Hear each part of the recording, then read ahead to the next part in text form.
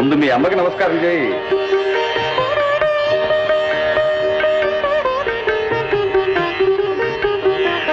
ఇదిగోనమ్మా నీ presentation. Thank you daddy. ఎలా ఉందమ్మా necklace? Beautiful, very nice. Daddy ఒక్క సెకండ్ లో వచ్చేస్తాను. ఎక్కడికమ్మా? ఒక ముఖ్యమైన ఫ్రెండ్ పిలవడం మర్చిపోయాను, వెళ్ళి పిలిపిస్తాను. ఓకే.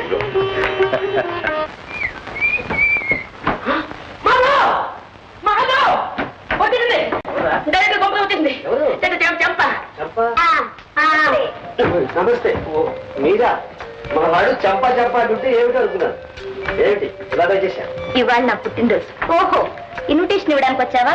ఏ ఇప్పుడు కనిపించారా మా బావ? నిన్ననేగా బాగా పరిచయం అయింది. కాదులే, నిన్నటి నుంచేగా నీకు మనుషులు మనుషులా కనిపిస్తున్నది. అది నిజమే.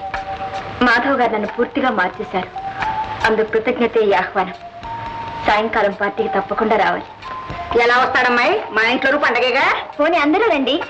మరో పండగ అయితే పర్వాలేదు. దీపావళి కాబోయే అల్లుని పరా ఇంటికి పంపుకుంటావా? అత్తయ్య అల్లుడు లేదు ఆవకాయ లేదు, నువ్వు ఊరుకో. సంచ నేను తప్పకుండా వస్తాను. Thank you. ఎలా వెళ్తావు బాయ్? మా ఇంట్లో ఫంక్షన్ సాయంకాలమే కదండి. పొద్దున ఇక్కడ, సాయంకాలం అక్కడ. పంపగా బాగానే చేసావు పాపం. కొంపతీసి అన్ని ఇలాగే పంచుకుంటావా? జ్యోతి, ఆశలు పెంచుకుంటే ప్రమాదం కానీ పండగలు పెంచుకుంటే తప్పే లేదు. థ్యాంక్స్. వస్తానండి. సంధ్య నువ్వు ఇక్కడున్నావా? సరే తీరా తొందరస్తున్నావు.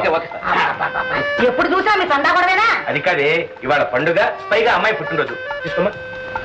పేద విద్యార్థుల సహాయార్థం నీ చేత్తో చందావేమ్మా. అదేమ్మా ఎంత ఏమంటారు? నీ ఇష్టం, కానీ హోదాకు తగ్గట్టుగా ఉండాలి. 116లేనా? కాదు కాదు, 1116 అయి ఉంటుంది. కావాలంటే చూడు. మీ ఇష్టం. ఇప్పుడు 1116. ఓహో, మా బావ మాటకు చాలా విలువ వచ్చింది. మాట కాదు, మనిషికి. వస్తానండి. మంచిదమ్మా.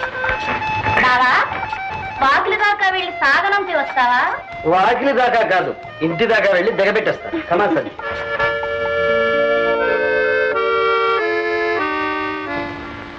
ఏమిటి మొహాలు పెట్టారు?